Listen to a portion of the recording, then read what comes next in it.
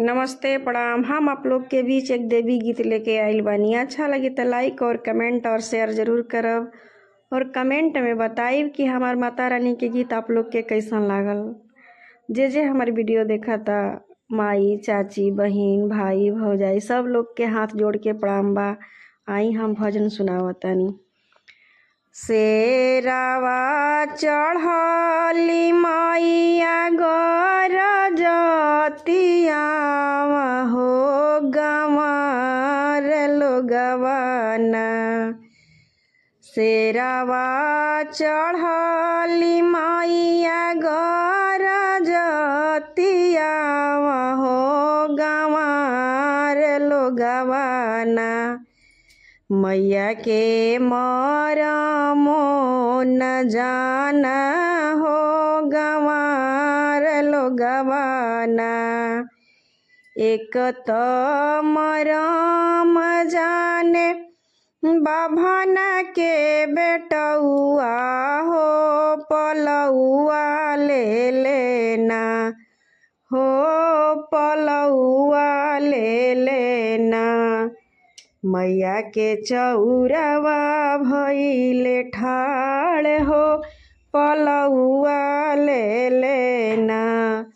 मैया के चौरवा भइले ठाड़ हो पलौआ ले लेना। एक त मरम जाने अहिरा के बेटौआ हो कि घिउआ लिहलेना हो कि घिउआ लिहलेना। मैया के चौरवा भइले ठाड़ हो कि घिउआ लिहलेना।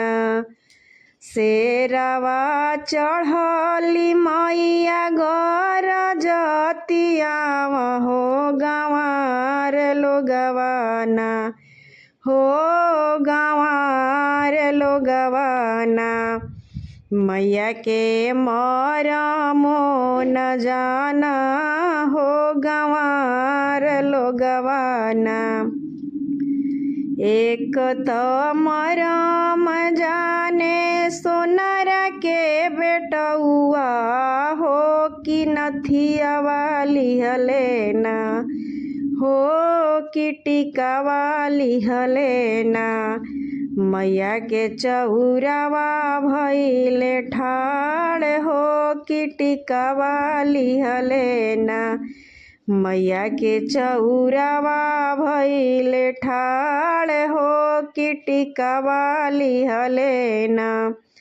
शेरावा चढ़ली मैया गरजतिया हो गंवार लोगवाना हो गंवार लोगवाना।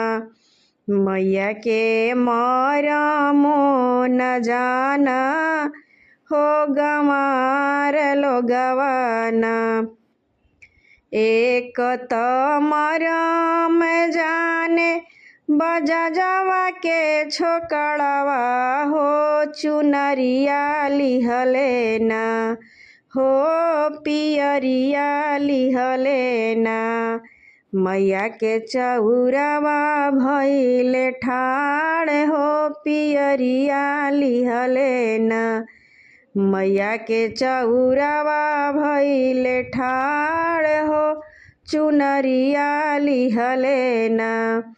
एक तो मरम जाने नौआ के बेटौआ हो कि रंगवा लिहलेना हो कि रंगवा लिहलेना। मैया के चौरवा भइले ठाड़ हो कि रंगवा लिहलेना।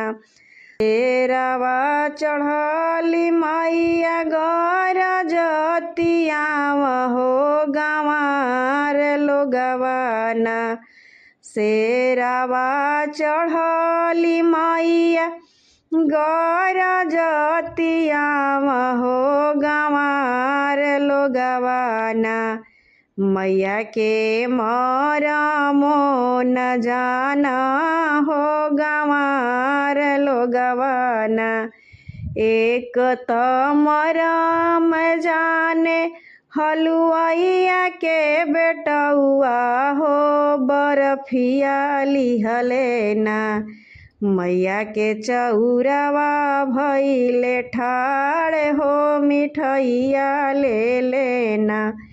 मैया के चौरवा भइले ठाड़ हो मिठैया लिया लेना।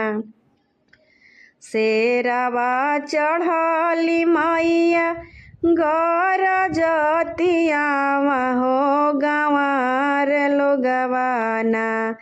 मैया के मरमो न जाना हो गंवार लोगवाना। एक त मरम जाने बनियावा के बेटउआ हो कपूरवा लिहले ना। हो कपूरवा लिहले ना। मैया के चौरवा भइले ठाड़ हो कपूरवा लिहले ना। मैया के चौरवा भइले ठाड़ हो कपूरवा लिहले ना।